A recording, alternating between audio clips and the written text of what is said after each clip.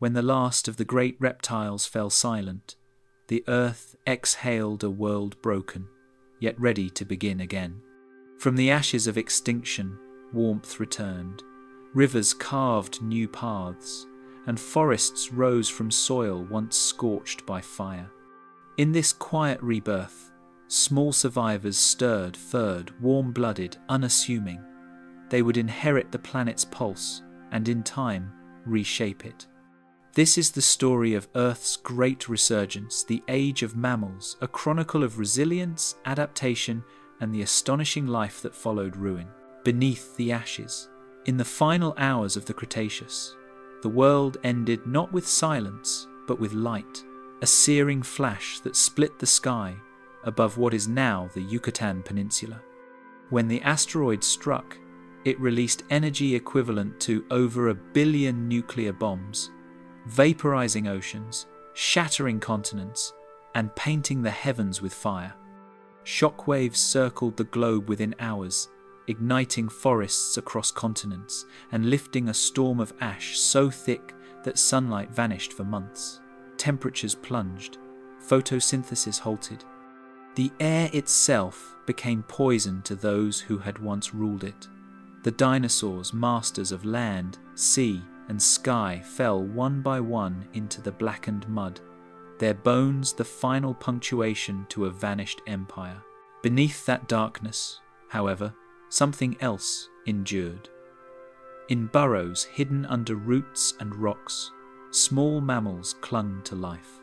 Most weighed less than a kilogram, some no larger than a mouse, their entire existence defined by anonymity. Fossils of Purgatorius from Montana's Hell Creek Formation show these mammals were already adapting as the Cretaceous collapsed. Their diets, seeds, insects, and roots allowed them to survive when the food chains above them broke. While predators and giants starved, these diminutive mammals fed on what remained, scavenging in a silence so profound it was almost sacred. The fossil record marks this moment with a thin boundary of clay enriched with iridium, a metal rare on Earth but abundant in asteroids. Known as the KPG boundary, it tells the story of 75% of all species vanishing in geological seconds. Yet just above that layer, the signs of renewal begin. Tiny jawbones, teeth, and footprints reappear, scattered across once dead floodplains. In strata dated to roughly 66 million years ago, paleontologists find evidence of mammalian persistence, a record of life pushing forward despite planetary devastation. When the skies finally cleared, the Earth that emerged was unrecognizable. The air hung heavy with carbon and dust, and entire forests had burned to their roots. Oceans were choked with detritus. But the warmth of the sun eventually returned, filtered and faint, enough to awaken the first green shoots. They began to rise from their burrows, cautious and blinking, stepping into a world still smouldering but open, a planet emptied of rulers. In this fragile vacuum of power, mammals began their slow ascent toward dominance. One of the most remarkable lineages of this era belonged to the multituberculates, small rodent-like mammals that had existed since the Jurassic. With specialized molars built for grinding plant matter, they became the first major mammalian herbivores of the Paleocene. Fossils from North America and Asia show they diversified rapidly, adapting to everything from forest floors to treetops. Their skeletal remains reveal flexible limbs and prehensile tails, early signs of arboreal life. In the darkness of this recovery, other mammals began experimenting with new forms of life. Placentals, the group that includes nearly all modern mammals, evolved longer gestation periods, allowing offspring to develop more fully before birth. This innovation, preserved in fossils of species such as Protungulatum donnai, found in Paleocene deposits of North America, gave young mammals a better chance of survival in unstable climates. With larger brains relative to body size and heightened sensory acuity, they could adapt to changing conditions faster than any reptile had before them. The Paleocene epoch, stretching from 66 to 56 million years ago, was the quiet prologue to the Age of Mammals. Atmospheric carbon dioxide levels dropped from roughly 2,000 parts per million after the impact to near 1,000, allowing temperatures to stabilize and forests to reclaim the land. Across continents, ecosystems rebuilt themselves in miniature first ferns and shrubs, then palms, and eventually vast tropical forests. Within these recovering landscapes, mammals diversified explosively. Fossil assemblages from locales like the Tifanian formations of Wyoming and the Menet Basin of France reveal species numbering in the hundreds, many no larger than a rabbit, but already occupying niches once filled by lizards and small dinosaurs. Their anatomy evolved with subtle precision. Inner ear structures are adapted for acute hearing, enabling survival in dense vegetation. The neocortex, a region of the brain associated with sensory perception and problem-solving, expanded, giving mammals behavioral flexibility unseen in any creature before them. The fossilized endocasts of early mammal skulls reveal this transformation clearly.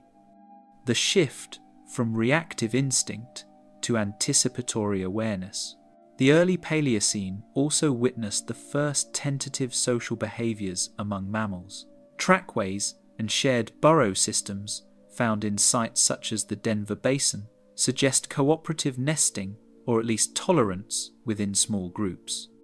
In the stillness of that recovering Earth, cooperation began to replace isolation, and intelligence began to root itself in connection.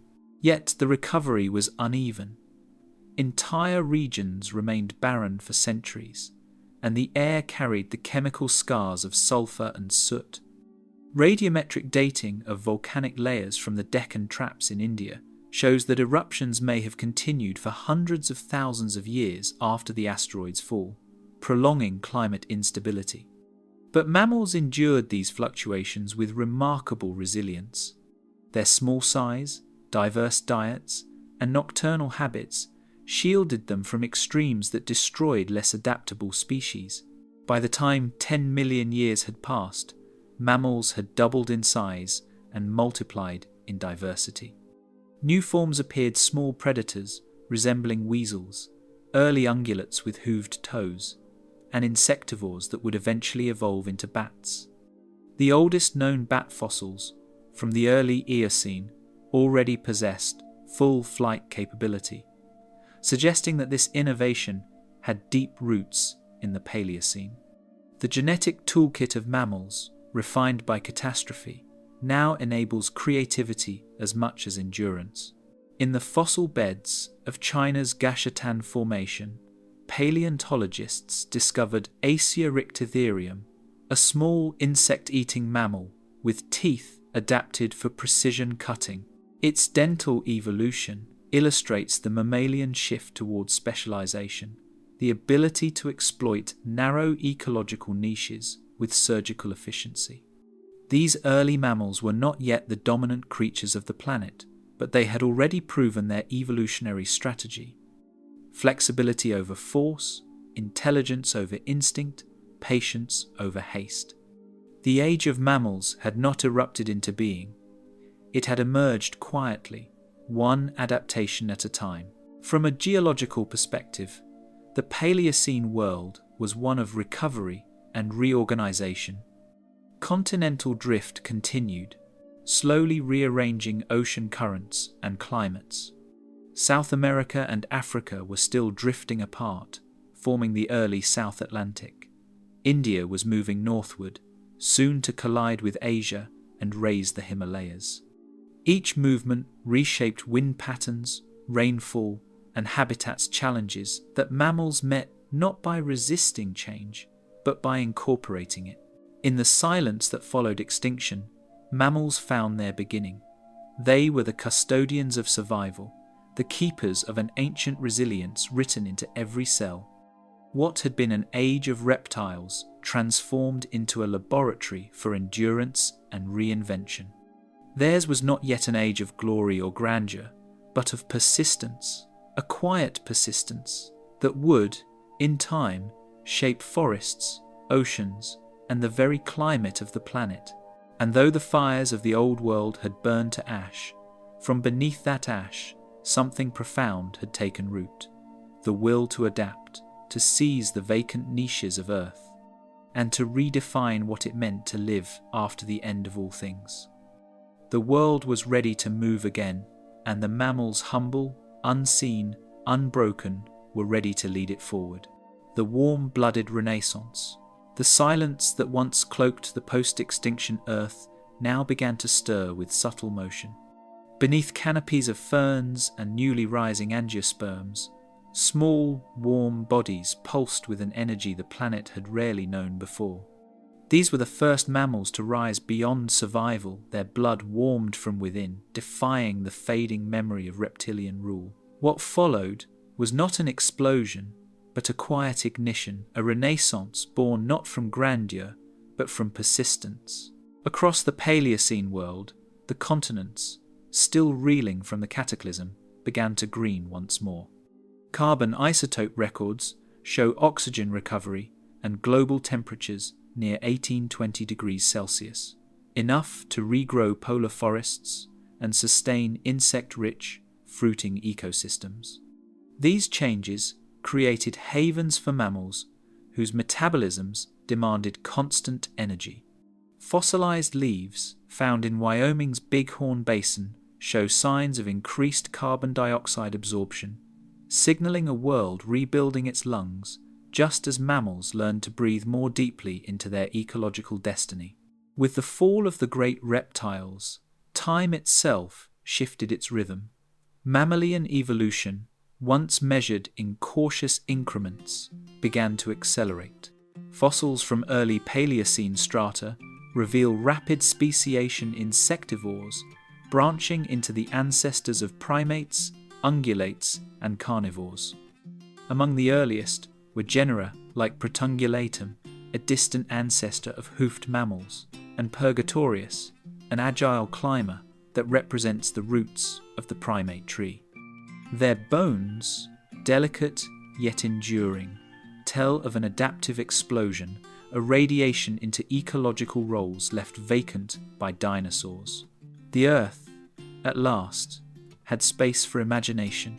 Yet it was not size or strength that defined this new wave of life.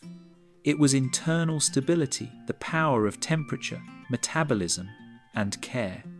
Endothermy, the ability to maintain warmth from within, became the quiet revolution that reshaped the biosphere. This evolutionary gift allowed mammals to remain active through night and season, to venture into climates that reptiles could not withstand. Studies of bone histology show dense networks of blood vessels, clear signs of high metabolic rates, and sustained activity. These small creatures, rarely longer than a handspan, carried the first physiological signatures of modernity. As the planet warmed into the Paleocene-Eocene thermal maximum, the mammalian body became a site of experimentation. Fossil records reveal a sudden spike in body size diversity, from shrew-like omnivores weighing mere grams to herbivorous forms reaching over 100 kilograms within a few million years. The earliest true herbivores, such as Ectosian and Phenacodus, browsed on the soft leaves of the first tropical forests that covered North America and Europe. At the same time, nimble predators like Myrchis developed sharper teeth and more flexible joints, foretelling the evolutionary path toward dogs and cats. The planet was reshaping its balance of energy, each species tuning itself to the great, invisible rhythm of metabolism and motion. With their rise came a shift in behavior, one of warmth, nurture, and social complexity. Mammalian mothers nourished their young not through eggs or external care, but through milk, an evolutionary innovation that guaranteed survival in unstable climates. Fossilized pelvic bones and teeth growth rings suggest extended gestation and prolonged parental care, marking a profound shift from reptilian detachment to mammalian devotion. Meanwhile, sensory perception evolved into an art of survival. Enlarged auditory bullae in fossil skulls indicate heightened hearing, particularly for low-frequency sounds, an adaptation crucial for nocturnal life. The eyes of early mammals adapted as well, some growing larger to draw in starlight, others developing color sensitivity to detect ripening fruit. The olfactory bulbs, dominant in early mammalian brains, expanded, giving these creatures a new intimacy with their surroundings. It was through smell and sound, not sight alone, that the first mammals mapped their world, an invisible universe of scent trails, pheromones, and rustling leaves. In the warmth of this new age, ecosystems grew more intricate. Forests formed continuous canopies, rivers braided through lush floodplains, and insects proliferated, carrying the evolutionary legacy of pollination into the mammalian diet. Fossil pollen from India and North America confirms flowering plants' global spread, the fruits and seeds that fueled mammalian rise. Some species adapted to exploit these resources with precision elongated snouts, dexterous paws, and teeth that could crush, grind, or slice. This intimate dance between plant and mammal reshaped terrestrial ecosystems, intertwining their destinies in a mutual renaissance of life. But this new energy came with its own trials. Global warming at the Paleocene-Eocene boundary pushed tropical conditions into polar regions, forcing mammals to migrate, adapt, or perish. Paleoclimatic data from isotopic oxygen ratios suggest ocean temperatures exceeding 25 degrees Celsius and polar forests, teeming with life, yet such abundance brought volatility. Many small species evolved lighter bodies and more efficient cooling systems, including larger nasal passages for evaporative heat loss. It was evolution under pressure, a crucible that refined adaptability into a core trait of the mammalian condition. In these changing worlds, the architecture of intelligence took form. The enlargement of the neocortex in early mammalian skulls marked the dawn of new cognition, learning, play, and problem-solving. Fossil endocasts from early Eocene primates show asymmetrical brain structures, suggesting the first sparks of lateralized thought. These shifts foreshadowed the rise of communication, emotion, and memory as evolutionary tools. The mind itself became the next frontier of adaptation, shaping not just survival, but experience. Every heartbeat of this era carried forward the same message, warmth, as a way of life. From the smallest shrews darting beneath ferns to the early ungulates grazing on humid plains, the mammalian story was one of movement, metabolism, and meaning. Their blood, burning softly with oxygen and purpose, turned the quiet earth into a living laboratory. The reptiles had ruled through endurance, but the mammals would inherit through adaptability. Each mutation, each birth, each flicker of instinct became a thread in the grand tapestry of rebirth. Through the turning of epochs, that warmth shaped more than flesh, it moulded whole worlds of life. Where cold-blooded giants once reigned by strength, warm-blooded beings now ruled by rhythm, by the constancy of pulse and the continuity of care. The earth, through them, rediscovered its vitality. The Age of Mammals had begun its promise in every breath of steam, from fur, every newborn heartbeat in the remade world.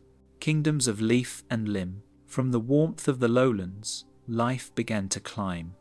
The pulse that once beat across the open plains now echoed in the forest canopy, where sunlight fractured through leaves and the air itself seemed alive with possibility. Here, in the woven vaults of Paleocene jungles, mammals discovered a new frontier, one suspended between earth and sky. To live among the branches was to enter a world that demanded balance, coordination, and trust in movement. What had once been a flat, familiar terrain became a vertical labyrinth of light, scent, and sound, a proving ground for agility and awareness. The fossil record of this arboreal ascent lies in bones no larger than a fingertip. Deep in the shale of Montana's Tulloch Formation, paleontologists uncovered Purgatorius janicei, a small, tree-dwelling mammal from just a few million years after the Great Extinction. Its ankles could rotate freely, its toes ended in tiny claws suited for grasping bark, and its teeth revealed a diet of fruit and insects. These details suggest the first tentative steps toward primate evolution, when survival depended less on sheer endurance and more on perception and precision.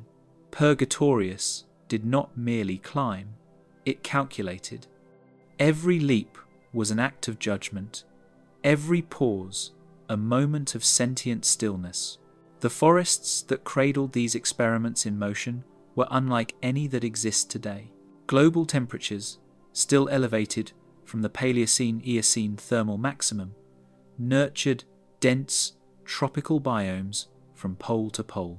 Fossilized pollen grains from the Bighorn Basin and northern Europe tell of towering canopies composed of palms, early legumes, and flowering magnolias. The abundance of fruits and insects created a web of energy that invited mammals upward. For the first time since the extinction, ecosystems were layered, a vertical kingdom where life multiplied not across the land but through the air. Among these early climbers, Carpalest simpsoni became a symbol of innovation. Found in 5-6 million-year-old deposits in Wyoming, its skeleton reveals flat nails instead of claws, and a big toe that could grasp like a thumb, the earliest evidence of prehensile grip. Its orbits faced forward, allowing both eyes to overlap their fields of view and measure distance, a trait that would later define primates. The brain, though small, housed expanded regions for balance and spatial mapping. In the architecture of its skeleton lay the first blueprints for intelligence, built on movement, a brain that learned by leaping. In this arboreal laboratory, sight and sound became evolutionary teachers. Studies of fossil skulls from Morocco's Altiatlacius culci show enlarged optic regions, suggesting acute vision suited to dim, filtered light. The forest canopy was both dazzling and deceptive, a world of flickering shadows and sudden gaps. Those who could read its shifting geometry survived. Each generation refined depth perception, muscle coordination, and reflex, shaping a lineage that would one day give rise to lemurs, monkeys, and apes. The forest itself was not merely a habitat, but an instructor, whispering lessons of symmetry and anticipation. Climbing demanded new anatomical economies. Limb bones became lighter but more flexible. Shoulder joints rotated through wide arcs. Tails stretched into balancing poles. Paleobiomechanical analysis of arboreal mammals' fossils reveals stress patterns along the humerus and radius, consistent with dynamic climbing evidence that these early species used their arms as instruments of propulsion and suspension. Through trial and adaptation, mammals were learning the mathematics of motion, turning the canopy into a network of living bridges. With every meter the trees climbed, life grew more intricate. Within the canopy, new worlds emerged, tiny climates of heat, moisture, and light, stretching from trunk to crown. Each layer hosted its own life. Insects, birds, and mammals interacting in a choreography of interdependence. Fossilized leaf assemblages from India and South America reveal a diversity explosion in these vertical ecosystems. Mammals evolved specialized diets to match, some nibbling fruit skins, others gnawing bark or sipping nectar. In doing so, they became unwitting gardeners of evolution, dispersing seeds and pollen through the forest like scattered blueprints of renewal. Not all adapted with grace. The instability of branches, the ever-present danger of falling, and the shifting seasons of fruit supply drove competition to new extremes. Some mammals grew membranes to glide early Volatic Ethereum and Eomaya, demonstrating the beginnings of controlled descent and aerial maneuvering. These were evolutionary gambles, trading energy for reach, gravity for freedom. Each adaptation rewrote what it meant to inhabit space, expanding the definition of mammalian life beyond the ground that birthed it.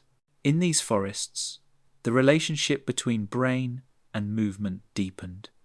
Neuroscientists, examining endocasts of Paleocene mammals, note an expansion in the cerebellum, the brain's balance center, suggesting a link between arboreal life and the evolution of complex motor control. The same coordination that guided a leap from branch to branch laid the neurological foundation for later cognitive advances. Intelligence, it seems, began not in contemplation, but in motion, in the act of navigating uncertainty and surviving the fall. With time, the canopy itself became a cradle of communication. Mammals developed vocalizations to maintain contact across distance and density. The forest was filled with chirps, clicks, and tonal calls, reverberating through layers of vegetation. This was not yet language, but its ghostly ancestor, a system of signals, born from the need to stay close in a world of separation. The evolution of hearing, seen in the enlarged middle ear bones of early arboreal mammals, complemented this symphony of survival. The forest was alive with sound, each note a thread of connection in an expanding network of life. And so the Age of Mammals grew upward, not in conquest, but in curiosity. The leap became both literal and metaphorical, a gesture of exploration, a rehearsal for the leaps to come. In every fossilized claw mark, in every fragment of leaf impressed beside ancient bones, the story of adaptation unfolds as a dialogue between gravity and grace. The canopy, in all its layered complexity, nurtured not just species, but perception itself, the capacity to see the world in 3 dimensions, to anticipate, to imagine. Sunlight drifted through the green cathedrals of the Paleocene, and in those high branches, mammals reinvented motion itself. Their limbs became instruments of exploration, their senses translators of space and light. From these early architects of balance would come the lineage that would one day look beyond trees, beyond continents, beyond the planet that raised them. The forest had taught them to reach, and in time they would never stop. The great mammalian surge. High within the Paleocene canopy, the world began to open outward. The forests that once cradled the first climbers gave way to broad plains, swelling deltas, and restless seas. In the warmth of the Eocene, Earth pulsed with an energy unseen since the age of reptiles. The planet had healed, and in that recovery came proliferation, mammals spilling across every horizon, filling the silence left by extinction with motion, voice, and breath. Life no longer whispered, it roared. The Eocene epoch, beginning around 56 million years ago, was a time of abundance and feverish transformation. Fossilized pollen, isotopic data, and sedimentary layers reveal global temperatures up to 12 degrees Celsius, warmer than today. A greenhouse world where rainforests reached the poles and subtropical wetlands bordered every continent. From this thermal cradle, evolution accelerated. Within a few million years, the descendants of tiny, shrew-like ancestors had diversified into hoofed runners, gliders, swimmers, and even creatures capable of sustained flight. The mammalian surge had begun. Dawn spread across the ancient plains of Wyoming and Mongolia, where herds gathered in the first glow of a widening world. Perissodactyls, the odd-toed grazers, emerged, their hooves compressing soft mud into ancient trackways. Fossils of Eohippus, the dawn horse, no taller than a fox, show delicate toes adapted to damp forest floors, each stride an experiment in endurance. Alongside them, early artiodactyls evolved paired hooves, refining balance and speed on open ground. These were mammals built for motion, their limbs narrow, lungs vast, and hearts strengthened for distance. With every generation, new forms appeared, each one testing the limits of bone and breath. But the Earth's surge was not limited to land. In shallow tropical seas along the Tethys coastline, another lineage abandoned the shore. The early cetaceans Pachycetus and Ambulocetus paddled through mangroves and lagoons, their elongated limbs halfway between stride and stroke. Oxygen isotope analysis of their bones confirms a semi-aquatic life, feeding on fish and crustaceans. Within 10 million years, their descendants, Basilosaurus and Dorudon, had become fully marine. Fossils from Egypt's Fayum Depression show Basilosaurus stretching up to 18 meters long, its serpentine body undulating through Eocene seas like a living tide. The mammalian conquest had reached the oceans, turning the legacy of land into mastery of depth. Above the forests, flight redefined possibility. The earliest bats, such as Icaronicteris index, from Wyoming's Green River Formation, display wings of membranous skin stretched over elongated fingers and tiny echolocation structures within their skulls. These fossils, exquisitely preserved, show not only how flight evolved, but how mammals learned to perceive their world through sound. Echolocation was an evolutionary symphony, invisible yet precise, allowing these small creatures to hunt insects in total darkness. The night itself had become another territory to inhabit, another frontier claimed by mammalian ingenuity. In the sweltering equatorial regions, the rise of predators mirrored that of prey. Carnivorous creodonts like Andrewsarchus and Hyaenodon stalked the plains and coasts, their jaws built to crush bone and tendon.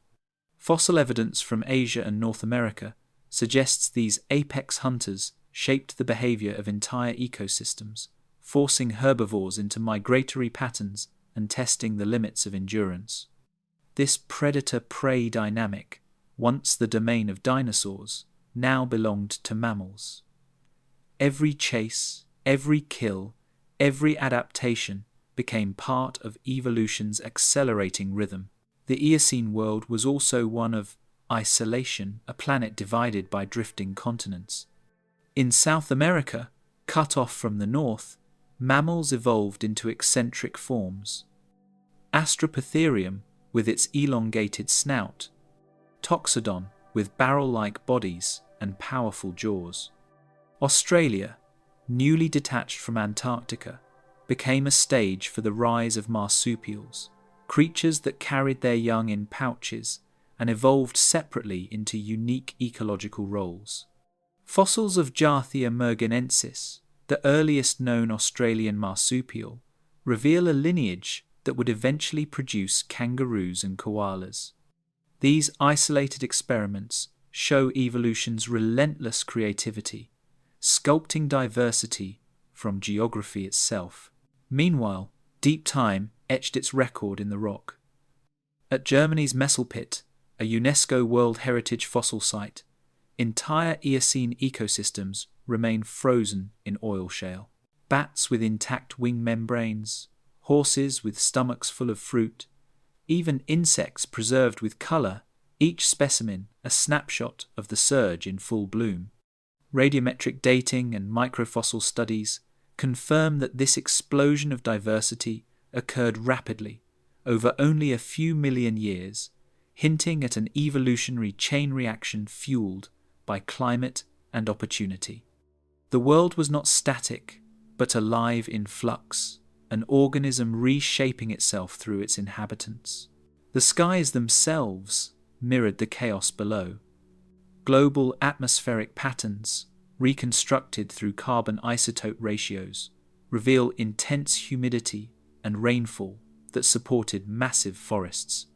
These conditions allowed mammals to thrive from pole to pole. Fossil wood from Arctic Canada shows growth rings consistent with warm, sunlit seasons, followed by months of twilight, evidence that even the poles were lush refuges for browsing and breeding. Mammals had turned climate itself into an ally, mastering variation rather than merely enduring it. Even in its moment of glory, life carried the weight of its own fragility. The very heat that nurtured abundance also destabilized it. Sediment cores from the ocean floor show fluctuations in carbon levels, suggesting that ecosystems were nearing a threshold. As vegetation spread and life multiplied, feedback loops intensified. The earth was alive, but it was also restless, preparing for another shift that would test everything mammals had achieved. The Great Mammalian Surge was more than a biological event. It was the reawakening of possibility itself. In the fossil beds of Wyoming, Egypt, and Germany, we see not chaos but choreography, the unfolding of forms that turned catastrophe into creativity. Mammals had inherited a broken planet and transformed it into a living mosaic of sound, motion, and light. Under the fierce Eocene sun, as the continents drifted wider across the seas, evolution gathered speed, driving life toward its limits. The surge could not last forever, yet its echoes would shape every lineage that followed. In the shadow of abundance, specialization waited the next great experiment of survival.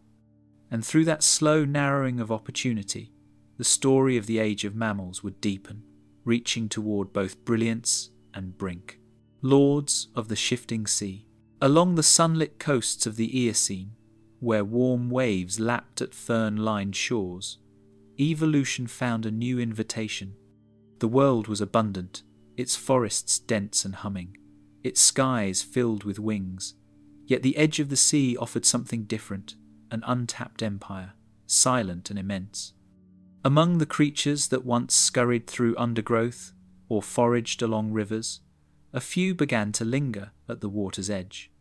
They were hunters of opportunity, feeding on fish and shell, unaware that each step they took toward the surf was the first in a slow, magnificent transformation that would span millions of years.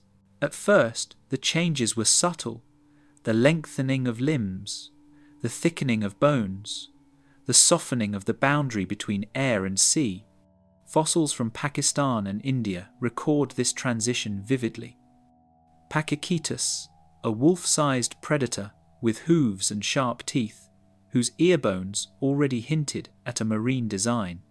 Oxygen isotope ratios within its enamel reveal a creature that drank both river water and seawater, caught between two worlds. Its skeleton was still built for land, yet its senses were tuning to the language of water, learning to hear through vibrations that the air could no longer carry. Deeper into time, the shoreline claimed another lineage, Ambulocetus, the walking whale. Its bones tell a story of awkward grace, a creature that swam with its hind limbs while its forearms paddled clumsily beneath the surface. This mammal could still walk, dragging itself across muddy banks, but its dense bones and elongated tail speak of a life increasingly tethered to the tide. In sediment layers dating to 48 million years ago, paleontologists have traced the fine impression of its vertebrae and ribs, compacted into silt, the first true outline of a whale's ancestral form. Half formed in both intention and anatomy, the sea was not a gentle teacher. Every adaptation demanded a surrender.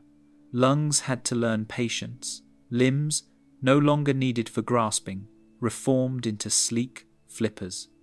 The nose, once perched forward on the snout, began its slow migration toward the top of the head, inching toward the blowhole that would one day define the whale's breathing grace.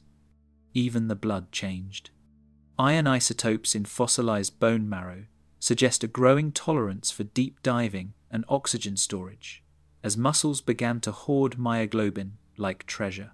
The transformation was as much chemical as anatomical evolution, rewriting physiology line by line to survive pressure and depth. By the Middle Eocene, around 40 million years ago, the transformation reached a threshold. Basilosaurus, the serpent whale, ruled the tropical seas. Measuring over 15 meters long, it glided with undulating power through the shallow waters of what is now Egypt's Wadi al-Hitan, the Valley of the Whales. Here, sandstone cliffs cradle entire skeletons in pristine sequence, their vertebrae arched in frozen motion. These fossils reveal vestigial hind limbs, tiny, delicate bones that no longer touch the ground but still bore the memory of land.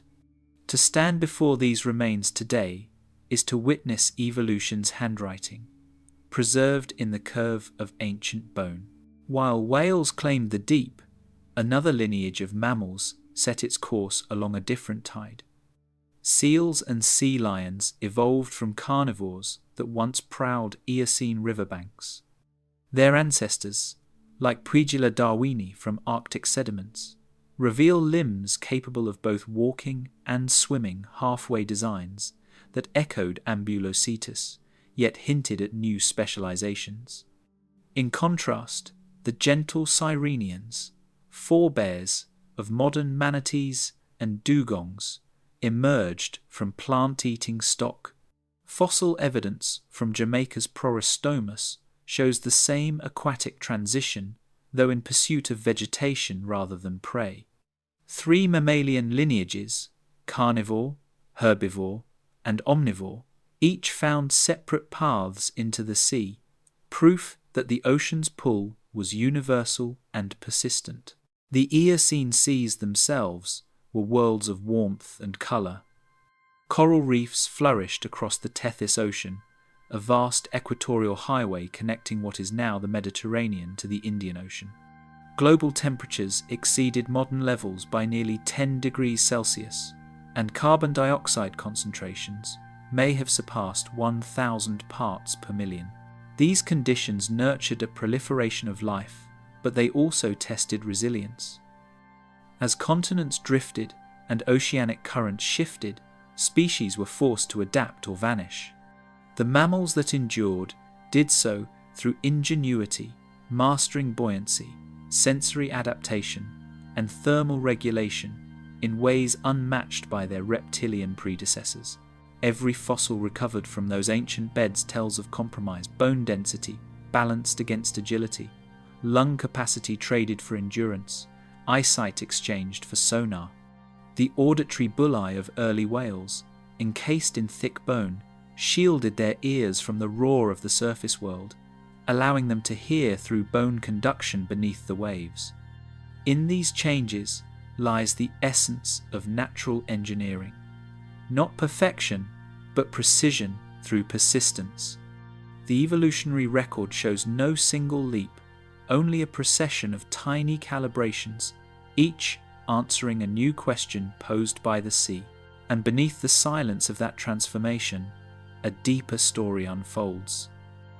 In the dark, pelagic zones, whales evolved echolocation, a biological symphony of clicks and pulses.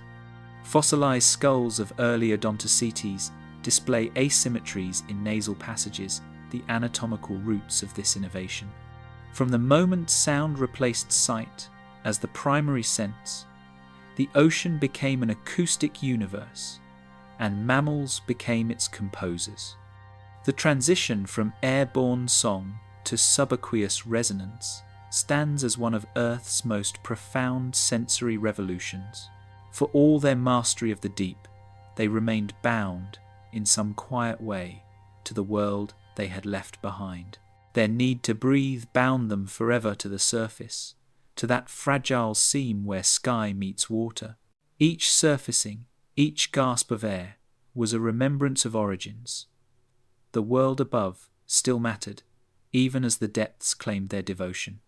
In this way, the ocean became not a separation but an extension, a new frontier within the same ancient rhythm of life, from land to sea. Evolution had not erased the mammalian essence, it had refined it. The descendants of those first shoreline wanderers would one day sing across entire oceans, migrate by the stars, and cradle young in the shelter of coral shallows. Theirs was not merely adaptation, but transformation, a quiet rewriting of the possible. Carried by the tides into boundless water, these pioneers drifted forward, while Earth, in silence, prepared its next design. On distant plains and rising continents, other mammals stirred, reshaping their limbs not for swimming but for bearing unimaginable weight.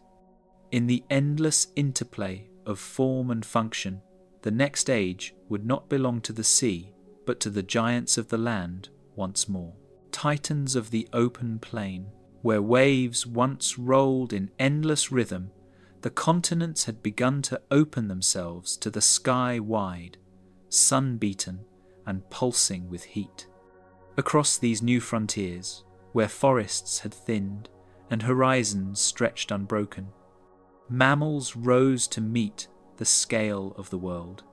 The air shimmered above grass that whispered in silver-green currents, and beneath that vastness, the pulse of life deepened.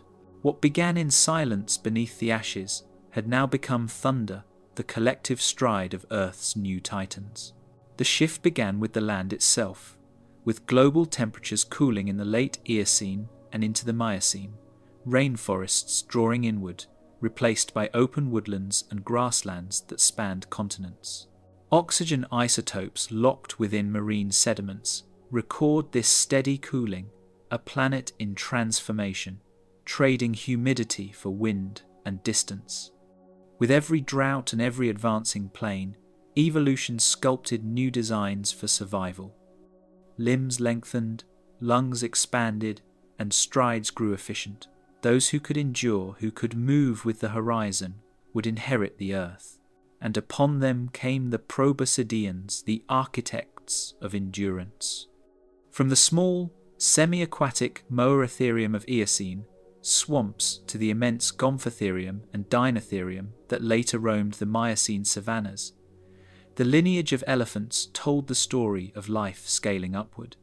Fossil footprints, found in the Arabian Peninsula, record herds that once moved in, measured unison, each step a rhythm of social memory and migration. The lengthening of their limbs and the thickening of their skulls mirrored a world that demanded distance and patience, not speed. Power had found its purpose not in the hunt, but in persistence. Rhinoceroses, ancient and diverse, evolved in parallel to the elephants, their massive bodies shaped by the same need for endurance. Paraceratherium, the colossal hornless rhino of the Oligocene, reached nearly 5 meters at the shoulder and weighed up to 20 tons, the largest land mammal ever known. Its fossils, unearthed across Mongolia, Pakistan, and Kazakhstan, form a geological breadcrumb trail of a species that walked continents in search of food and water. The isotopic traces in its teeth revealed diets of leaves and soft vegetation, proof that even these giants once followed the rhythm of ancient monsoon forests before the true grasses had taken hold. With the spread of C4 grasses during the Miocene, everything changed. These tough, silica-rich plants required new strategies for consumption, and evolution responded with precision. Horses, once forest browsers, became grazers, their teeth developing high crowns resistant to wear. Fossil sequences from the Great Plains of North America chart this transformation in exquisite detail.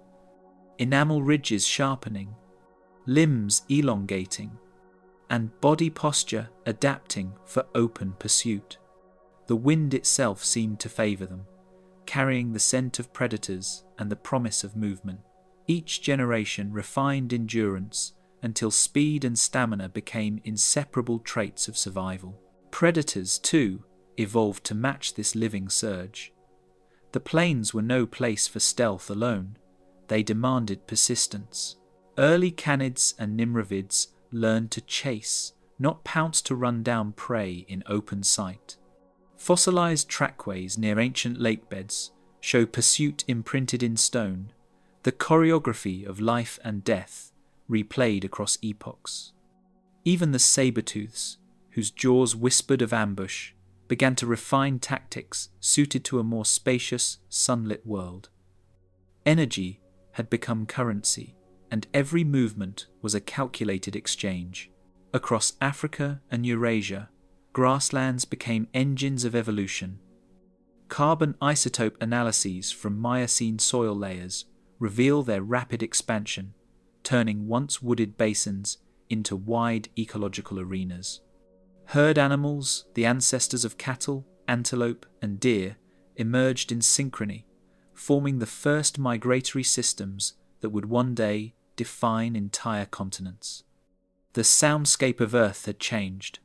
No longer the rustle of leaves or the murmur of streams, but the steady roar of movement, millions of hooves, millions of lungs, one planet in motion. Endurance shaped not only bodies, but also behaviors. Social structures deepened, herds became families bound by memory. Fossil track assemblages suggest coordinated movement, mothers and young walking side by side, males guiding from the rear. This cooperation was no accident of empathy, it was evolution's answer to the demands of distance and exposure. In the openness of the plains, unity became armor, and intelligence evolved in service of the group. The giants themselves carried within their bones the signature of their world. Isotopic records from fossil enamel reveal seasonal migrations that spanned hundreds of kilometers, following cycles of rain and grass growth. The muscles that powered them, the lungs that filled with thin, dry air, the tusks that bore the marks of age and journey, all told a story written in endurance. To survive here meant to move or perish. At the height of their dominance, subtle changes were already setting the stage for their decline. The same climate shifts that gave rise to the grasslands continued their steady pulse toward cooling. Glacial patterns began to stir in the distant poles. Ecosystems that once supported vast herds began to fragment. The fossils of the late Miocene tell of shrinking ranges and changing diets of giants, adjusting to landscapes no longer built for their scale. Still, for millions of years, they ruled the continents with a majesty unmatched. To witness their reign was to see power translated into grace, a world where strength was tempered by necessity and motion became the essence of life. Each breath of wind across the savannah carried the scent of persistence, the echo of hooves across stone. The plains were not merely landscapes, they were living symphonies of adaptation, written in bone and dust.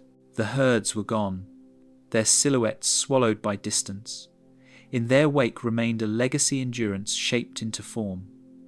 The giants had proven that power alone could not hold dominion forever. Evolution would soon demand something else: flexibility, intelligence, and the art of survival in a world that refused to stay still. In that dawning uncertainty, as the grasses whispered of coming change, the story of the mammals once again began to turn from power to endurance, from dominance to adaptation, from the certainty of giants to the subtlety of survivors. Forged by cold and wind, the winds that once bent the grasslands began to change their song. Their warmth thinned, their breath turned sharp. Across the continents, the age of abundance dimmed, and the world began to cool. Forests retreated, rivers slowed, and where the giants had thundered, a quieter resilience began to take shape. Fur against frost, endurance against time. In this fading warmth, the true architects of survival were being forged, not in strength, but in the stillness of persistence. The cooling that gripped Earth in the late Miocene was not sudden, but its reach was relentless. Continental drift altered ocean currents, drawing cold waters toward the equator. The Antarctic circumpolar current began to spin freely around the southern pole, sealing off the continent in a cage of ice and setting in motion a cascade of climatic change. What had once been fertile woodland now hardened into tundra, and vast stretches of savanna gave way to steppe. It was a slow descent into uncertainty, a reshaping of every ecosystem mammals had learned to master. Those who endured did so through adaptation, not dominance. Mammals began to change in ways that reflected the cold's quiet demands. The coats of herbivores thickened, their metabolisms rose to preserve warmth. Shrews and voles developed fast-breathing hearts and bodies designed to generate heat through near-constant movement. Carnivores sharpened their instincts, following the migrations of prey across freezing plains. Fossilized burrows from this time, found in the loess deposits of China and the permafrost of Alaska, reveal small creatures that lived by retreat, surviving through the warmth of the earth when the air above grew unlivable. Glacial cycles sculpted both land and lineage. Ice advanced and retreated in rhythmic pulses, carving valleys and shaping migrations. Species rose and vanished within these oscillations. Mastodons, adjusting their range as tundra spread, elk and muskox adapting to the treeless plains, and early canids evolving bodies built for pursuit across frozen ground. In each new form, the mark of endurance was clear. Compact builds to conserve heat, layered fur, and smaller extremities to minimize exposure. Evolution began to favor those who could wait out the cold, those whose resilience lay not in conquest, but in the art of persistence. The very pattern of mammalian life shifted toward the cyclical rhythm of the earth itself. The fossil record shows a profound synchronization. Hibernation traces, preserved nests lined with plant fiber, and evidence of seasonal molting captured in growth rings of bone. These biological patterns mirrored the planet's breath expansion during warm interglacials, contraction during glacial grip. In caves across Europe, paleontologists have uncovered ancient microfauna deposits that track these pulses like a heartbeat. Lemmings and hares appearing in abundance during warm phases, only to vanish as the cold reclaimed the continent. But it was not merely physiology that evolved. Behavior transformed alongside it. Migration became a central strategy, long, perilous journeys guided by instinct and magnetism. Caribou-like ungulates emerged from ancestral deer, following the sun's retreat with precision honed by millennia. Wolves learned to move as units, their cooperation granting survival when isolation meant starvation. Early hominins, too, were moulded by these shifting climates, their ability to adapt and plan marking the first flicker of intellect born from environmental pressure. In South America, separated from the northern continents, mammals faced their own crucible. Marsupials and placentals engaged in a slow evolutionary duel, saber-toothed predators like Thylacosmolus testing their mettle against armoured ground sloths and massive glyptodonts. The cooling climate isolated them, turning entire biomes into laboratories of adaptation. When the Isthmus of Panama finally rose around 3 million years ago, connecting the Americas, the great faunal interchange began a biological drama of invasion and replacement. Armadillos and opossums journeyed north, bears and cats swept south, reshaping the evolutionary tapestry once again under the shadow of encroaching ice. The rise of permafrost left geological scars that spoke of both destruction and preservation. Beneath Siberian tundra and Arctic peatlands, entire carcasses of mammoths, woolly rhinoceroses, and steppe bison became entombed, their flesh and hair sealed by cold. Through these frozen relics, scientists have mapped isotopic signatures of their diets, reconstructing the vegetation of vanished ecosystems. Each discovery reveals how intimately life and climate are intertwined, how even giants adjusted to cycles of scarcity by altering migration, diet, and even tooth enamel growth in response to changing seasons. While the northern latitudes froze, other regions offered sanctuary. Africa's interior remained a patchwork of warmth and drought, where survival meant endurance not through fur, but through patience and intelligence. Early elephants developed advanced social bonds, navigating memory-mapped routes to distant water sources. Hominins refined tool use and cooperation, evolutionary responses to uncertainty. Here, endurance took a new form, not insulation from the cold, but adaptation to its unpredictability. By the time the Pleistocene dawned, ice dominated nearly 1/3 of the planet. The Earth's axial tilt and orbital cycles conspired to create alternating ages of ice and brief interludes of warmth. Mammals that once roamed lush plains now faced relentless cold, driving evolution to its edge. The woolly mammoth's layered coat and internal heat-regulating fat tissue, the musk ox's impenetrable guard hairs, and the reindeer's ultraviolet sensitive eyes all became testaments to the extraordinary creativity of natural selection in the face of planetary transformation.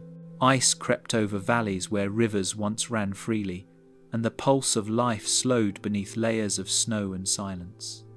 Yet even here, amid the grinding glaciers and endless dusk, mammals endured shrinking, burrowing, adapting with each bitter season. Their forms changed, their instincts deepened, and through struggle they discovered the essence of life's design: flexibility, intelligence, and the will to endure what once seemed unendurable. The age ahead would not reward the mighty, but the resilient, for soon Earth's long trial of ice would begin. Empire of ice and tooth, the world stood frozen beneath the weight of its own breath. Vast sheets of ice draped across continents, grinding mountains into powder and sculpting valleys that glimmered under a sun dimmed by frost.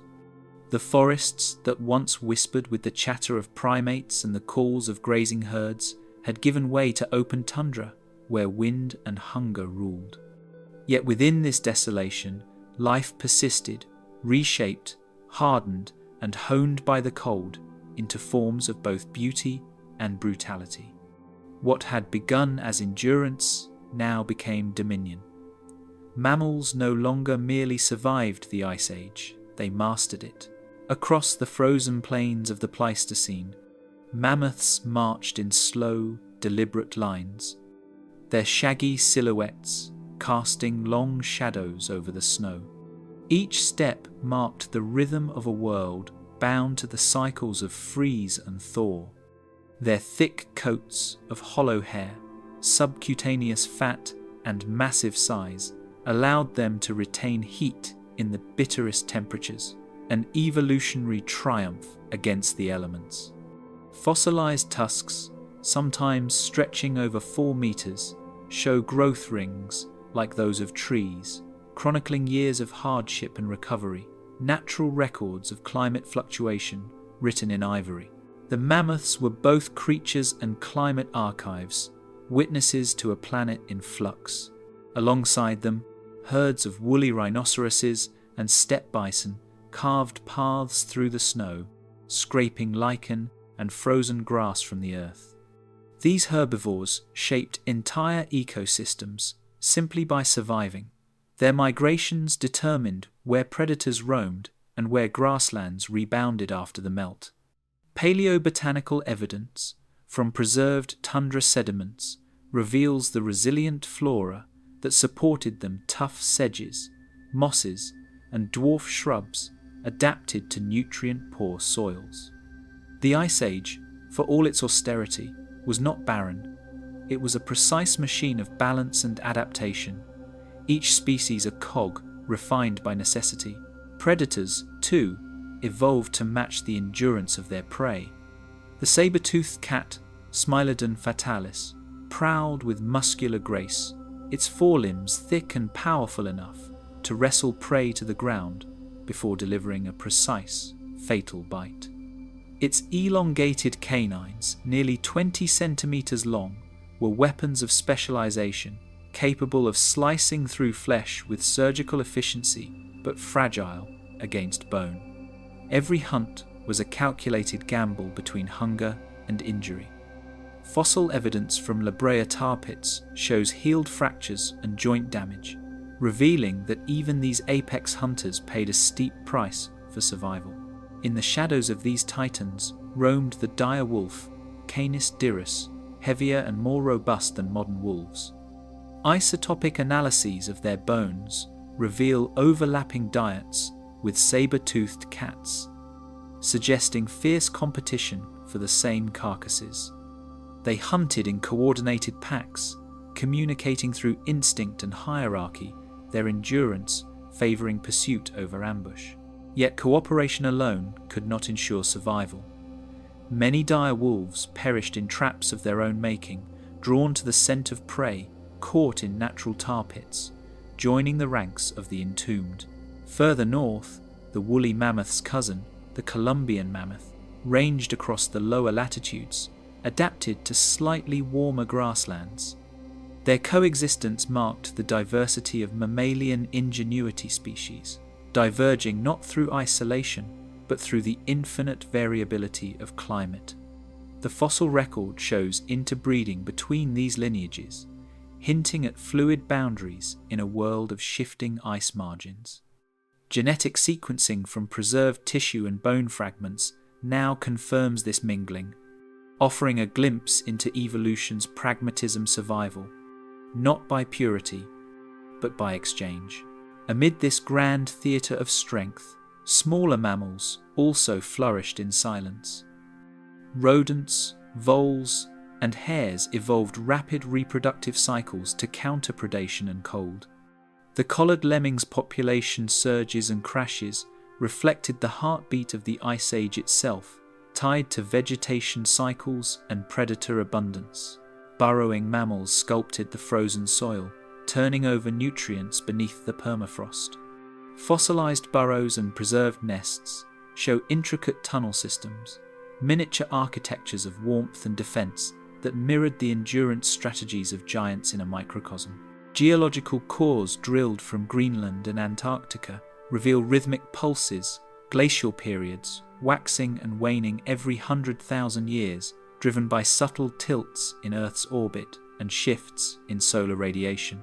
With each cycle, ice sheets advanced, oceans receded, and land bridges emerged, allowing migrations between continents. The Bering Land Bridge connected Asia and North America, a frozen highway that carried mammoths, bison, and wolves across hemispheres. These migrations reshaped ecosystems globally, intertwining the fates of species from the tundra to the tropics. The intelligence of mammals deepened amid the cold. Elephants and mammoths displayed social complexity herds, led by matriarchs who remembered routes to food and water across generations. Carnivores developed intricate communication, their hunts coordinated through visual cues and sound. Even scavengers, such as the hyena and Arctic fox, learned to follow predators strategically, conserving energy in a landscape where waste could mean death. Each adaptation carried the same message written through deep time. Intelligence was as vital a weapon as tooth or claw. But the Ice Age was also an age of limits. As temperatures plunged to their lowest extremes, glaciers expanded across half the planet, sealing off regions that had once been fertile plains. Entire populations of megafauna dwindled as resources tightened. Some sought refuge in southern latitudes, while others perished in the advancing cold. Sediment layers and bone beds mark these contractions, silent records of ecosystems collapsing and reforming in slow succession. Nature's perfection, it seemed, was also its fragility. Toward the end of this frozen reign, as the climate began to soften and the ice reluctantly retreated, the great balance began to falter. Rivers burst from melting glaciers, carving canyons and flooding lowlands that had lain buried for millennia. The same forces that had created the Ice Age now conspired to unmake it. For the mammoths, saber-tooths, and direwolves, mastery of the cold was no longer enough. Their power belonged to the world that was disappearing beneath them. Ice glistened on their fur and fangs as the sun grew warmer once more, and the first thaw swept across their dominion. The empire of ice and tooth was beginning to fade, its rulers unaware that the strength which had defined them was now their burden. In the slow drip of melting glaciers, time whispered its verdict. Every reign must yield. Every adaptation must face its limit. Soon, silence would reclaim the frozen plains, and the giants of the cold would stand at the threshold of extinction. Vanishing giants. In the wake of retreating glaciers, motion returned, rivers etched silver signatures across a tundra once kept in stillness. The air, though still sharp with winter's edge, began to carry new scents, the resin of awakening forests, the musk of thawing soil, the cautious stirrings of spring. The Ice Age was loosening its grip, and the world trembled under its retreat. Yet, as warmth returned, something irreplaceable began to fade. The great mammals, architects of the frozen plains, lingered on the horizon, their silhouettes growing thinner with every turning season. Mammoths, once masters of the steppe, marched along ancestral paths that now led to swamps and bogs where the ice no longer hardened beneath their feet. The saber-toothed cats, perfectly tuned to strike down cold-weather prey, found their precision useless in lands that bloomed and shifted too quickly. Even the mighty cave lions and dire wolves, symbols of Ice Age dominance, began to vanish from fossil records like fading echoes. What had once been the empire of tooth and endurance was dissolving, not in war or violence, but in quiet attrition. Paleoclimate data reveal a series of rapid fluctuations between warming and cooling a planet unable to find its equilibrium. Pollen trapped in lake sediments tells of grasslands giving way to forests, and then to grass again within a few centuries. For creatures sculpted by stability, this chaos was lethal. The mammoth's thick coats became burdens in rising heat. The saber-tooth's prey, once abundant grazers, withdrew into shrinking refuges. The giants were trapped between two worlds, too cold for the tropics, too warm for the tundra, too slow to adapt. Something else had arrived, small, clever, tireless. Archaeological layers across Eurasia and the Americas reveal a new kind of predator moving with method and intent. Stone-tipped spears, butchered bones, and campfire ash speak of a hunter unlike any other the Pleistocene had known. Early humans spread along the same corridors as the herds, tracking the giants not out of malice, but necessity. Yet their coordination, endurance, and weapons turned necessity into dominance. Each hunt removed a thread from the web of Ice Age life, and slowly the tapestry unraveled. As the last mammoths of mainland Europe fell, isolated survivors persisted, clinging to the edges of a world that no longer fit them. On Wrangel Island, in the Arctic, a tiny population endured for thousands of years after their kin had disappeared, drinking from meltwater pools and feeding on frozen sedges. Their bones, found in modern times, reveal creatures smaller and frailer, but still undeniably mammoth ghosts holding their breath against inevitability. Even so, their DNA carries the scars of time, mutations, dwindling diversity, a lineage quietly folding in on itself until silence claimed it completely. In the fossil record, these vanishings appear as thin lines, a sudden absence amid layers of continuity, Yet in truth, it was not sudden at all. It was slow, incremental, and intimate. Every lost herd meant fewer trails through the snow, fewer carcasses for scavengers, fewer seeds dispersed by trampling feet. The ecosystems that had once thrived on the rhythm of migration began to fragment. Insects, birds, and plants evolved alongside the giants, and their disappearance sent ripples across the web of life. Even the soil changed. Without mammoth herds to churn and fertilize it, the tundra grew still, locked under its own weight. Extinction, in this sense, was not an event. It was an unraveling of memory. New mammals rose to fill the emptied niches, bison sweeping across prairies, horses reclaiming open lands, wolves refining their cunning to follow humankind's expansion. Some species, drawn by proximity to humans, adapted in ways the giants could not. Dogs, born from wolves, became partners rather than predators. Small rodents and birds of prey flourished near human camps, exploiting waste and warmth. The planet's balance did not collapse. It reassembled itself into a different pattern, one shaped increasingly by thought, by will, by the strange ingenuity of a new mammal whose reach extended far beyond survival. For the first time, the story of mammals became entangled with something self-aware. Firelight flickered across cave walls, where humans painted mammoths in ochre and charcoal, perhaps from memory, perhaps from longing.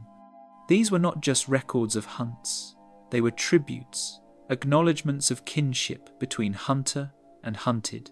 To depict an animal was to remember it, to preserve it beyond its flesh.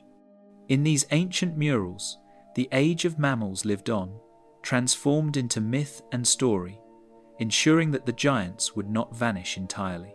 Even in their absence, they left legacies that endure. The grasslands they once grazed became the cradle of later civilizations.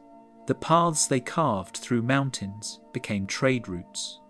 Their bones, buried deep in permafrost, preserved a perfect record of adaptation, and lost tusks, bearing isotopic signatures of migration, teeth marked by stress lines of famine. Each fossil is a page in the long chronicle of resilience, a reminder that even endings can teach endurance. The melting of the Ice Age was both an ending and an unveiling. As glaciers withdrew, they exposed fertile valleys, new rivers, and vast plains where forests would soon rise. The world was resetting itself, but it was no longer the same world the mammoths knew. Humanity, adaptable and restless, began to step forward, not merely as a participant in nature, but as its shaper. The torch that had once passed from reptiles to mammals now flickered once more, preparing to light the dawn of civilization. And so the great beasts faded, leaving behind the whisper of their passing, the crunch of ancient ice beneath modern feet, the gleam of ivory buried in thawing tundra, the haunting curve of a tusk remembered in art. Their time had ended, but not their meaning. They had carried the legacy of endurance through ice, storm, and hunger, and in their disappearance, they had made room for something new, a creature capable of remembering them, of questioning its own place among the ruins of the wild. The Age of Mammals had reached its turning point. From the struggle of giants came the dawn of sentience, of tools, of memory, a new chapter in evolution, where survival would depend not on strength, but on understanding. The planet, reborn from ice and extinction, now awaited its next architect. And somewhere on the thawing plains, as the last mammoth fell beneath the pale spring sun, the story began again, from endings to emergence, from silence to creation. The thinking mammal. The end of the Ice Age came not with thunder, but with silence, as the earth rested under clouds stripped of their glacial grief. Across open valleys where mammoths once walked, the silence seemed almost absolute, broken only by wind and the whisper of grasses reclaiming thawed soil. Yet from within that stillness, something unseen was stirring, not another beast of muscle or tusk, but a mind beginning to look outward, to question, to imagine. In that fragile dawn after extinction, the Age of Mammals took an unexpected turn. The birth of awareness. They were creatures of bone and breath, shaped by hunger and hazard, walking upright through the Pleistocene wilderness of East Africa. Fossils from the Rift Valley reveal Australopithecus afarensis foragers who carried their young and watched the horizon with curiosity. Their brain cases were small, no greater than a chimpanzee's, yet the shape of the pelvis and angle of the knees spoke of endurance, of travel, of exploration. The world was still harsh, but for the first time, survival was not only a matter of strength, it was beginning to depend on thought. As millennia turned, that thought deepened. Around 2.4 million years ago, the hands of Homo habilis began to change the earth in subtle but profound ways. From volcanic rock came Oldowan tools, crude flakes, the first proof that a mammal could imagine transformation. Archaeologists have unearthed thousands of these artifacts across sites like Olduvai Gorge in Tanzania, each one bearing marks of intent and precision. They are simple objects, yet each carries the weight of a revolution, the ability to foresee outcome, to shape the future through deliberate action. In that gesture, the world of the mind began. Hands became instruments of memory. The rhythm of flaking stone became early cognition, a mammal learning to leave behind patterns that outlasted its breath. Over time, brain volume expanded. By the age of Homo erectus, some 1.5 million years ago, the cranium swelled to nearly twice that of their predecessors. Fire followed. At Gesher Benot Yaakov in the Jordan Valley, 780,000-year-old ash and charred seeds reveal controlled fire, a technology of light and protection. For the first time, night could be pushed back, cold held at bay, predators kept beyond the circle of orange glow. Fire became language before words, a gathering point where thought and community first intertwined. As the climate shifted once more, so too did the geography of migration. Homo erectus ventured beyond Africa, spreading across Asia and Europe, leaving footprints in Java and skull fragments in Dmanisi, Georgia. Each discovery traces not just movement, but imagination, the refusal to remain confined by fear or familiarity. The mind was no longer an accessory, it was survival itself. The brain's prefrontal cortex, the region tied to planning and foresight, began to expand, turning instinct into strategy, chance into design. Within caves and river valleys, the story grew more intricate. Around 400,000 years ago, the ancestors of Homo neanderthalensis shaped wooden spears with stone tips, hunting in coordinated packs. In Germany's Schöningen site, one such spear, still balanced and aerodynamic after nearly 500,000 years, stands as a testament to the precision of these early craftsmen. Intelligence had become measurable not by what one was, but by what one could create. And then, perhaps 300,000 years ago, a new lineage appeared, Homo sapiens. Their faces were lighter, their foreheads higher, their brains refined for memory, empathy, and abstraction. With them came art. In the ochre-stained chambers of Blombos Cave in South Africa, archaeologists have found engraved stones dating back more than 100,000 years, etched with deliberate geometric designs. These were not symbols of utility, but of meaning. In those scratches lies the first evidence that a mammal could contemplate beyond survival, to imagine, to remember, to tell. The Pleistocene world that shaped them was a crucible of shifting climates and scarcity. Glacial cycles tested endurance, droughts forced innovation. In response, Homo sapiens developed language, a structure of sound that bound imagination to cooperation. Every syllable carried more than information. It carried memory and intent, linking one generation to the next. The mouth, the tongue, and the breath became tools as vital as fire or flint. Through language, thought became shareable, and with that, the species stepped beyond instinct into history. Footsteps pressed into sand, soil, and snow from the Levant to Siberia as migration gathered the strength of an unbroken tide. By 60,000 years ago, Homo sapiens began to leave Africa once more, guided by stars and coastlines. Genetic evidence traces this expansion through mitochondrial DNA, a biological echo of journeys taken across deserts, mountains, and seas. With each step, they met other kin, Neanderthals in Europe, Denisovans in Asia, where competition mingled with exchange.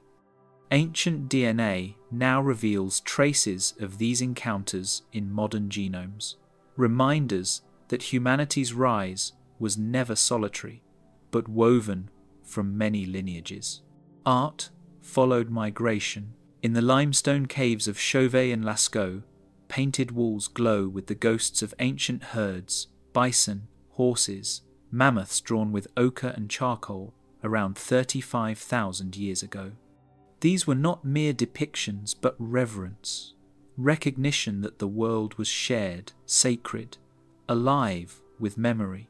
Each brushstroke captured awe, the sense that existence itself was part of something vast and interconnected. The artist's hand, guided by flickering torchlight, made visible what no other mammal had yet dared. Imagination as survival, beauty as testimony. Between the pull of need and the spark of wonder, reflection took form. The mind that shaped spears and painted walls began to question, to measure seasons, bury its dead, and wonder at the stars. In that moment, the mammal, who once crouched in the shadow of predators, became the maker of shadows, the shaper of worlds. The Age of Mammals had found its voice, and it spoke in thought, in craft, in remembrance. Every triumph carries its shadow, an unease that waits beneath the shine. The awareness that gave rise to wonder also carried consequences. Fire could warm, but it could also consume. Tools could be built, but they could also be destroyed. The same intelligence that lifted the species beyond survival would soon begin to test the limits of balance, to reshape ecosystems, alter climates, and define the destiny of all life around it. The story of the mammals, once measured in adaptation and endurance, was now entering an era of influence, a time when one mind would bear the weight of an entire planet's future. Masters of a living world. Out of the long twilight of instinct rose understanding, and the thinking mammal stood no longer as a wanderer of plains, but as an architect of horizons. The world that once shaped its every movement now began to yield beneath its hands, rivers diverted, forests levelled, mountains carved for stone and ore. Fire had long been its companion, now it was an instrument. With the patience of evolution and the speed of invention, humanity transformed adaptation into authorship. The first settlements grew like extensions of the body, bones of timber, veins of water, breath of smoke. In Mesopotamia, where the Tigris and Euphrates coiled through fertile silt, humans learned to command the floods rather than flee them. They traced boundaries in mud and baked brick, teaching the land to remember their will. Crops followed the rhythm of seasons, not by chance, but by design. And with every harvest came permanence. Fossil pollen records from these river valleys reveal the earliest signs of deliberate cultivation, barley and wheat fields, reshaping the air itself with rising oxygen from expanding greenery. History would prove that progress was not a single pulse. It was a mosaic of experiments, some thriving, others collapsing beneath drought and ambition. In the valleys of the Indus and along the Yellow River, irrigation systems became testaments to cooperation, each canal a thread in a web of survival. As agriculture spread, so too did the biological fingerprint of humans. Domesticated species, from goats to grain, radiated outward with their keepers, crossing continents and altering ecosystems forever.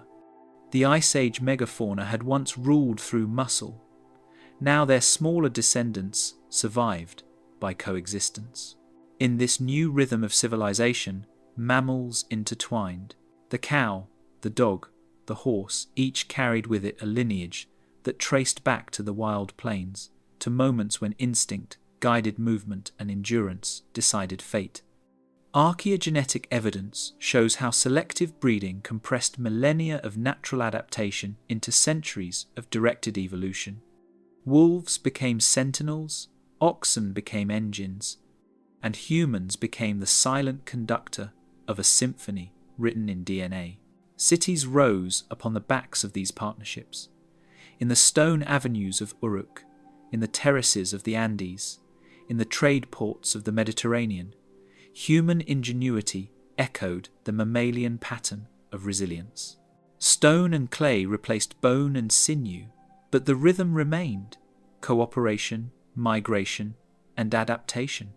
Even the climate records inscribed in polar ice cores, trapped gases and isotopes layered across time, reveal the first subtle signatures of anthropogenic change. Carbon ratios shift, methane levels climb. The Earth's breath begins to alter.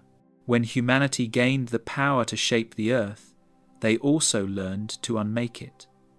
Forests vanished faster than they could regrow, and rivers choked under the weight of civilization's appetite. In the fossil record of the future, this moment will stand out as a thin, dark line, the Anthropocene boundary, marked by plastic sediments, radioisotopes, and bones of animals once bred for consumption. To the scientists who will someday study it, this layer will speak of both triumph and hubris.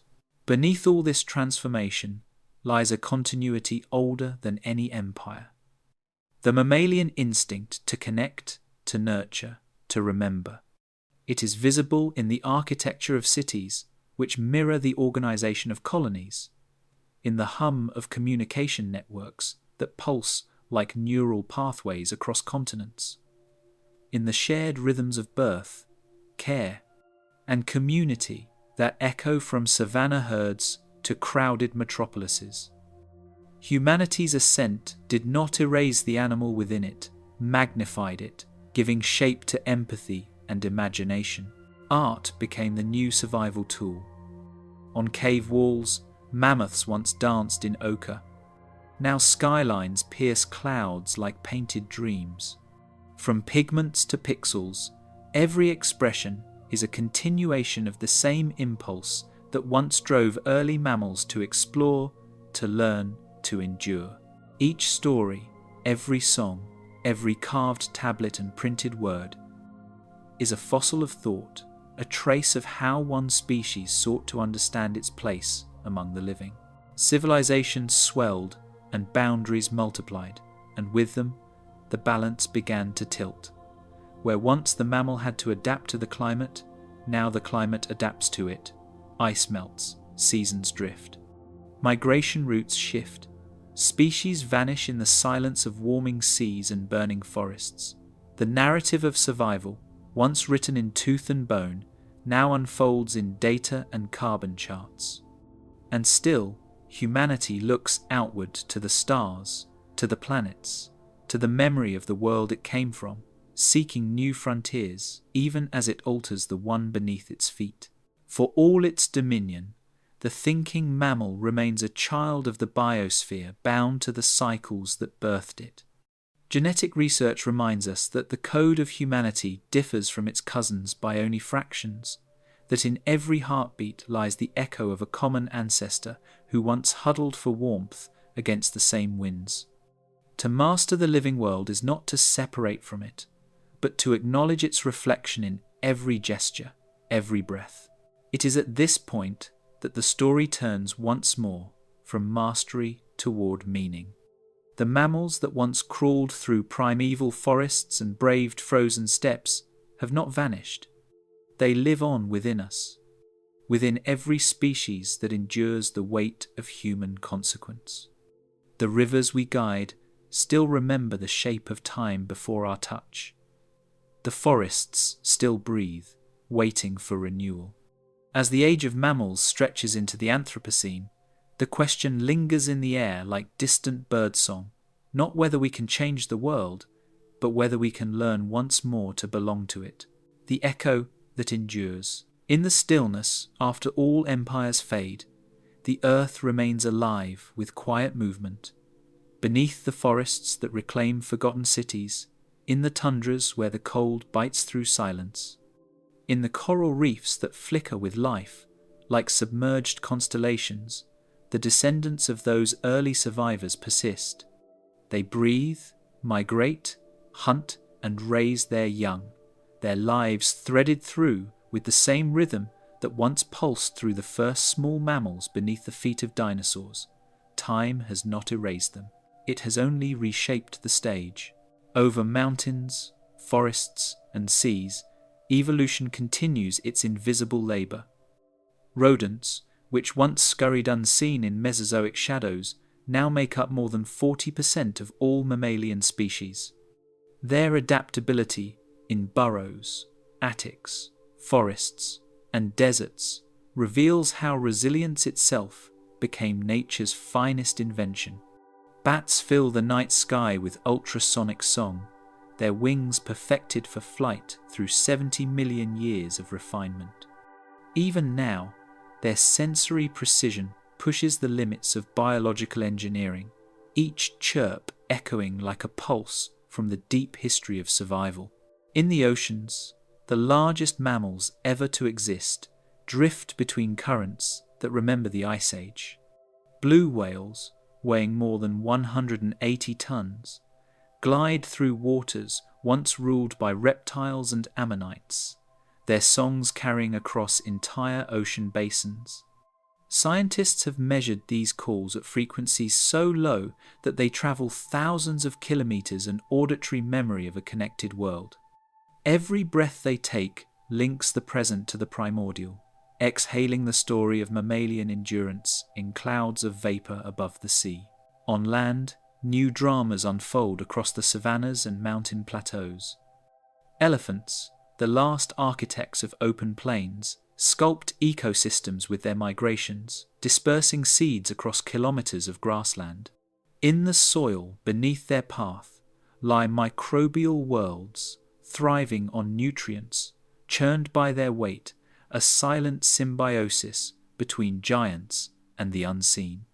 And yet their numbers dwindle, their tusks marking them as relics of an age when size meant security. In the fossil record, paleontologists already trace the lineage of proboscideans from Africa to Asia to the Americas, charting the slow contraction of what was once an empire of breath and thunder. Meanwhile, in the frostbitten north, musk oxen and Arctic foxes thrive where few others can endure. Studies of their mitochondrial DNA reveal how glacial cycles repeatedly fractured populations, driving bursts of adaptation with every freeze and thaw. The story of the Ice Age never truly ended. It echoes in the genes of these creatures, in fur density, in fat reserves, in instinct. Each lineage carries within it the geological memory of struggle, a biological record of climates long vanished, yet never forgotten. Even the smallest mammals, shrews, voles, and bats that weigh no more than a coin embody evolutionary artistry. Their metabolic rates surge like wildfire, hearts beating over 1,000 times per minute. In laboratory studies, these tiny creatures have become living analogues for the study of energy regulation and longevity, teaching biologists how life balances the cost of survival with the gift of endurance. The mammalian story is written not only in fossils and bones, but in cells, molecules, and the quiet mechanics of adaptation. Above them all, the weather itself shifts once more. Satellite data now trace how temperature gradients, altered by human influence, push entire ecosystems northward. Mammals follow in kind, caribou extending their range, pikas climbing higher slopes, whales altering migration routes with each new current. Evolution has not stopped, it has simply accelerated under new pressures. The same intelligence that once made tools and tamed fire now reshapes the very climates its ancestors endured. In the laboratories and field stations of the modern age, paleogenomics gives voice to extinct lineages. Ancient DNA extracted from permafrost reveals the lost diversity of mammoths, cave bears, and saber-tooths, their genetic signatures whispering of adaptation strategies once thought gone forever. Sequencing their genomes allows scientists to reconstruct ancient environments, oxygen levels, vegetation, and even migration patterns recorded in isotopic ratios of fossilized collagen. Each discovery adds another note to the long symphony of mammalian evolution played across millions of years. Beyond the data, something more ineffable waits to be understood. The persistence of mammals in their eyes, their migrations, their nurturing of young, reflects the continuity of life itself. Behavioral ecologists observe that nearly all mammals share the neurological circuitry for care, from whales singing to their calves to primates cradling their newborns. This capacity for empathy, for memory, for shared experience, is not an invention of intelligence, but an inheritance of deep time. It is the unseen thread that binds the age of mammals from its fiery birth to its living present. And in that present, we, too, stand as participants. Our species has stretched the definition of what it means to be mammalian, reshaping landscapes, altering evolution's tempo, and extending our awareness beyond the biosphere. We have mapped the genomes of our cousins, revived fragments of lost species in data form, and carried the narrative of life into orbit. Yet every heartbeat, every breath, every gesture of care ties us back to that first creature that emerged from the ash in the Paleocene dawn, uncertain yet alive. Somewhere in the darkness of a forest, a mother bat folds her wings around her young. In the Arctic dusk, a polar bear crosses the thinning ice, nose lifted to scents of seal and sea. In a distant savanna, a herd of elephants moves along ancestral paths, invisible to us, yet mapped within their memory. The world is vast again, alive in the pulse of mammals that still endure, adapt, and still learn. In the end, the true legacy of this era is measured not in dominance, but in persistence. The Age of Mammals was never about conquest. It was about continuity. And as Earth shifts once more beneath the weight of change, the lineage that began in shadows continues forward, unbroken.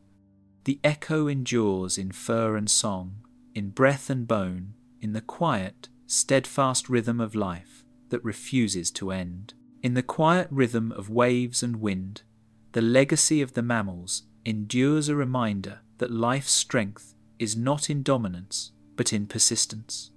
From the shadows of extinction, they rebuilt the living world, shaping a planet reborn from loss. And in their heartbeat, our own story began one thread in a tapestry that still unfolds beneath the turning sky. The Age of Mammals was not an ending, but a promise kept by life itself. If you enjoy exploring Earth's forgotten worlds, subscribe for more journeys into deep time.